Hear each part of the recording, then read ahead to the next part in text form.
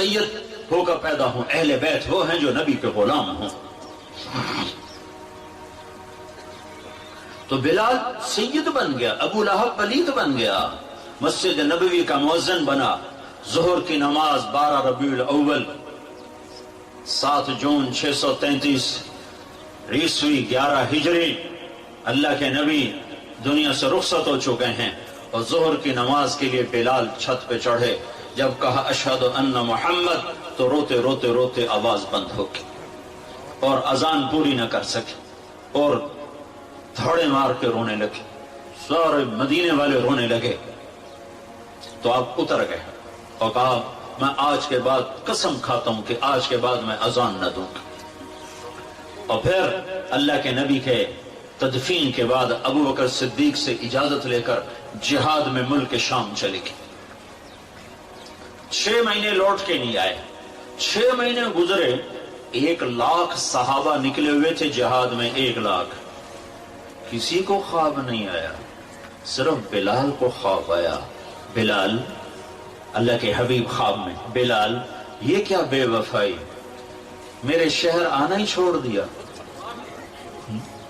6 مہینے گزرے ہیں، صحابہ 1 لاکھ کے قریب جہاد میں شام عراق میں جا چکے ہیں، خواب بلال کو آتا ہے، بلال یہ کیا بے وفائی، میرے شہر آنا ہی چھوڑ دیا۔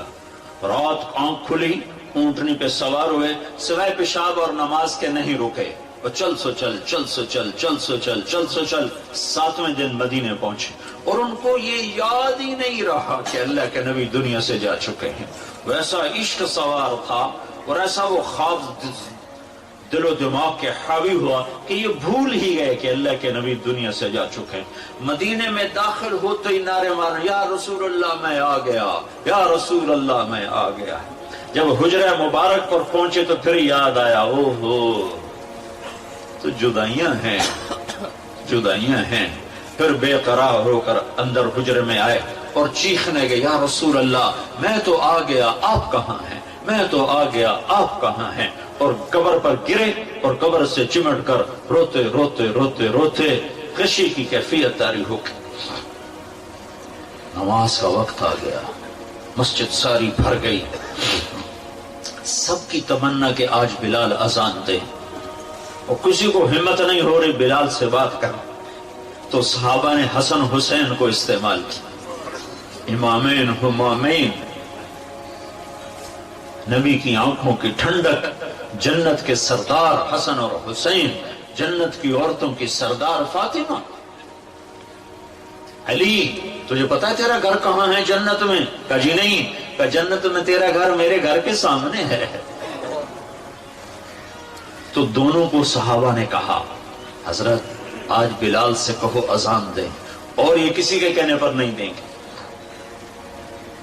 حسین 6 سال کے، حسن 7 سال کے، یہ دونوں معصوم بچے آئے اور حضرت بلال کے سامنے کھڑے ہو گئے، کہنے کے چچا ایک درخواست کر، کہ میرے بچوں میری تو جان قربان ہے، کیا حکم ہے؟ درخواست نہ کو، حکم کو، کہ جیسے ہمارے نانا کے لیے اذان آج ہمارے لیے تھے۔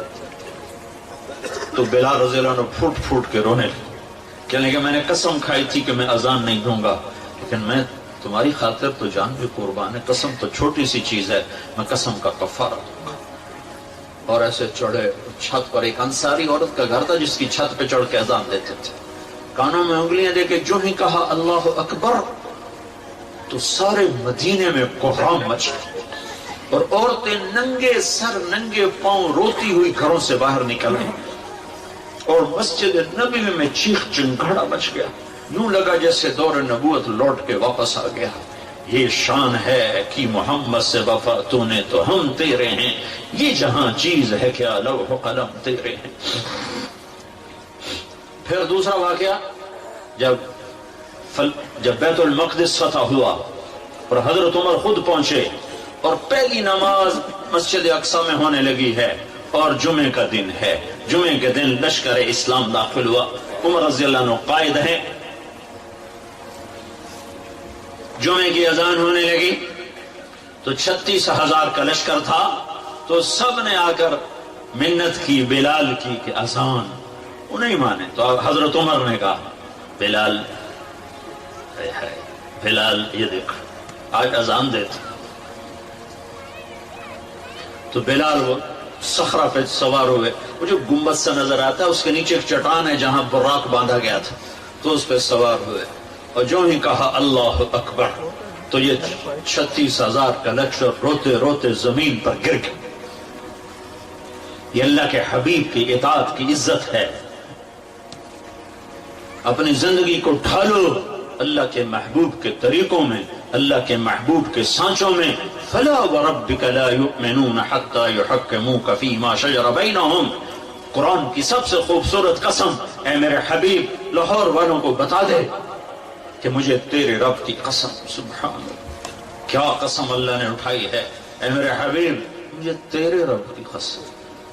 یہ عشق کی انتہا ہے، محبت کی انتہا ہے کہ اللہ تعالیٰ ہے خود ہی رب محمد ہے، لیکن قسم یوں اٹھا رہا ہے جس سے رب محمد کوئی اور ہے، قسم اٹھانے والا کوئی اور ہے، کہہ رہا مجھے تیرے رب کی قسم۔ میں اس کو اردو میں کبھی بھی بیان نہ کر پاؤں گا، اور دنیا کا کوئی بھی شخص اس کو اردو میں، انگریزی میں، ہندی میں، فارسی میں ڈھال سکتا۔ فلا وربک، فلا وربک، سبحان، اے میرے حبیب مجھے تیرے رب کی قسم۔ جو اپنائیت اور جو شہد ان جملوں ان لفظوں میں بھرا ہوا ہے، میں کہاں سے لے کر لاؤں ترجمہ اس کا؟ مجھے تیرے رب کی قسم۔ علامہ اقبال میڈیکل کالج کے نوجوان بچے